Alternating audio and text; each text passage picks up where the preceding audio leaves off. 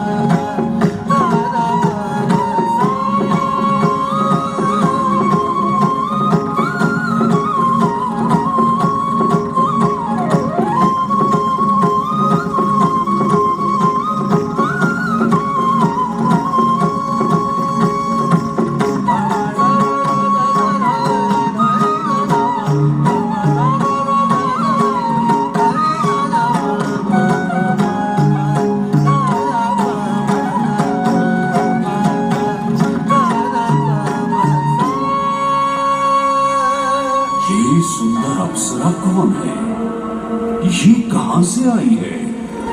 इसने तो मेरा मन ही मोह लिया। इसे तो मैं ही लेकर रहूंगा। इस सुंदर अप्सरा ने तो हम सबको सम्मोहित कर लिया है। हे सुंदरी, तुम कौन हो और यहाँ क्यों आई हो?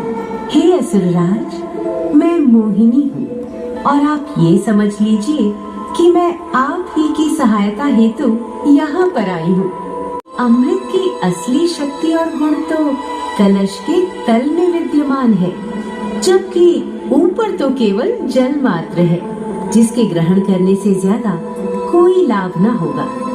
आप सभी इस अमृत को देवताओं के साथ बांट लीजिए। आखिर आप सभी ऋषि कश्यप के ही तो पुत्र हैं। देवताओं के साथ अमृत बांटने से एक तो आपका वैभव बढ़ेगा और दूसरा जो अमृत का फलदायक भाग है उसे आप ही ग्रहण कर सकेंगे। हे मनमोहिनी, तुम सत्य ही कह रही हो, परंतु अगर हमने ये अमृत कलश देवताओं को दे दिया तो क्या पता वे सारा अमृत स्वयं ही ग्रहण कर लें और हम सभी असुर इससे वंचित ही रह जाएं। आप निश्चिंत रहिए, ऐसा कदापि नहीं होगा।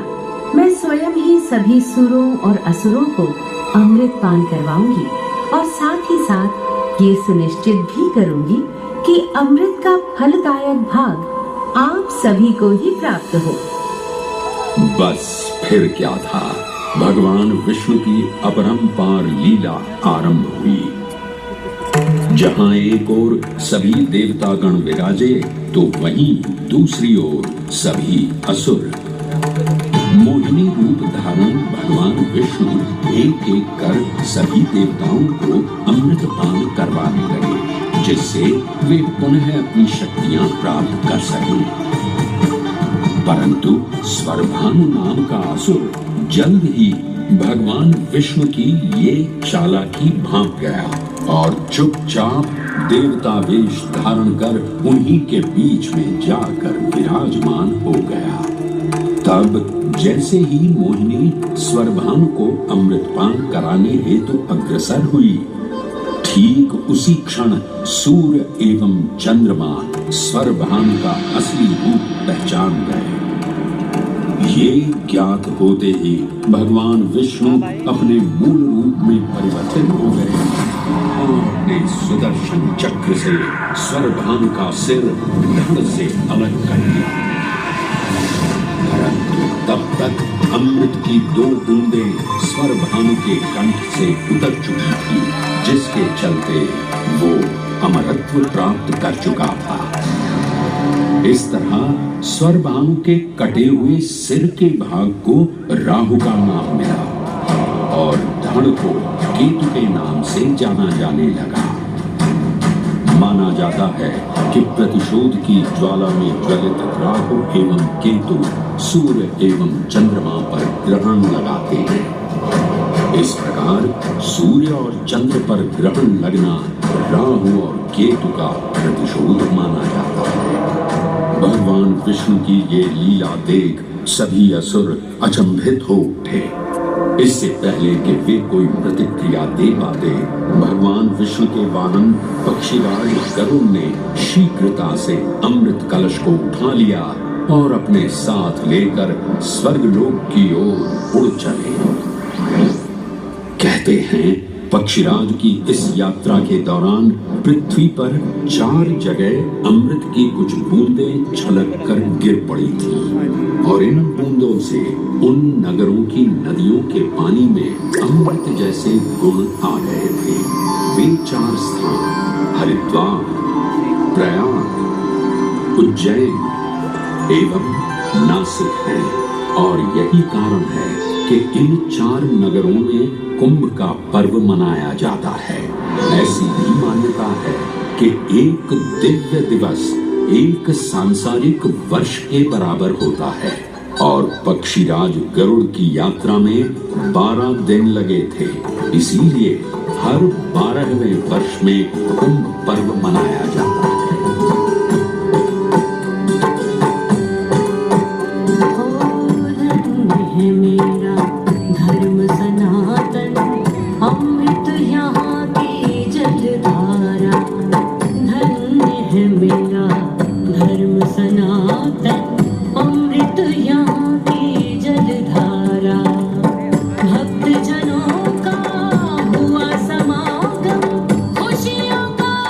जय जय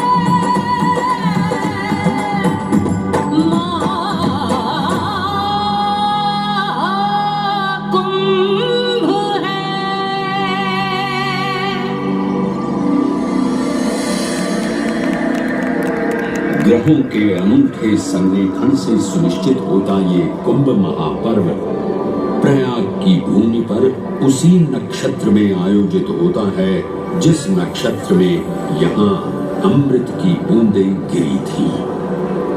गणनाओं के अनुसार जब बृहस्पति वृषभ राशि में और सूर्य चंद्रमा मकर राशि चक्र में प्रवेश करते हैं तब प्रयागराज में कुंभ पर्व आयोजित किया जाता है। सनातन धर्म की प्राचीनतम धरोहर माना जाने वाला ये कुंभ पर्व भारत ही नहीं बल्कि विश्व भर से आए करोड़ों श्रद्धालुओं का स्वागत करता है। कुंभ पर्व केवल एक पर्व ही नहीं बल्कि एक तीर्थ का अवसर भी है जहां लाखों करोड़ों श्रद्धालु कल्पवास के नियमों का पालन करते हैं।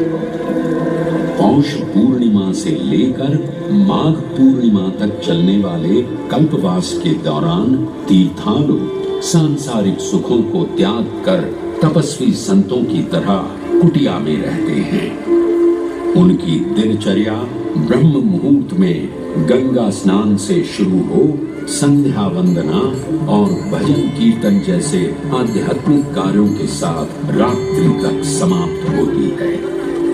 श्रद्धालु दिन में केवल एक ही बार भोजन ग्रहण कर मानसिक रूप से धैर्य, अहिंसा और भक्ति भाव में लिप्त रहते हैं।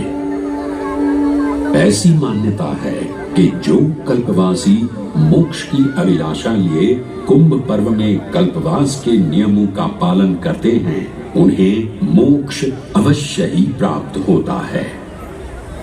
पारंपरिक रूप से इस आध्यात्मिक पर्व की औपचारिक शुरुआत का श्रेय 8वीं शताब्दी के हिंदू दार्शनिक और संत आदि शंकराचार्य को दिया जाता है। उन्होंने न केवल 4 पवित्र मठों पुरी, श्रृंगेरी, द्वारका और बद्रीनाथ की स्थापना की थी बल्कि सन्यासी परंपरा को जीवित रखने हेतु 10 नाम सन्यासी व्यवस्था का गठन भी किया था जिसके अंतर्गत निर्माणी, अटल, निरंजनी, आनंद, जूना, आवाहन और अग्निसात नामक 7 अखाड़े निर्मित हुए। आदि शंकराचार्य का उद्देश्य शास्त्रों के ज्ञान को आपस में साझा कर सनातन धर्म के दार्शनिक आधारों को सुदृढ़ और परिपक्व करना था। अतः धर्म की सभी शाखाओं को संगठित रखने हेतु आदि शंकराचार्य ने प्रयाग की भूमि पर कुंभ पर्व को पुनः आयोजित किया। आज के इस दौर में कुंभ पर्व की महत्ता का अनुमान इसी बात से लगाया जा सकता है कि यूनेस्को द्वारा मानवता की अमूर्त सांस्कृतिक विरासत की प्रतिनिधि सूची में इस पर्व को शामिल किया गया है।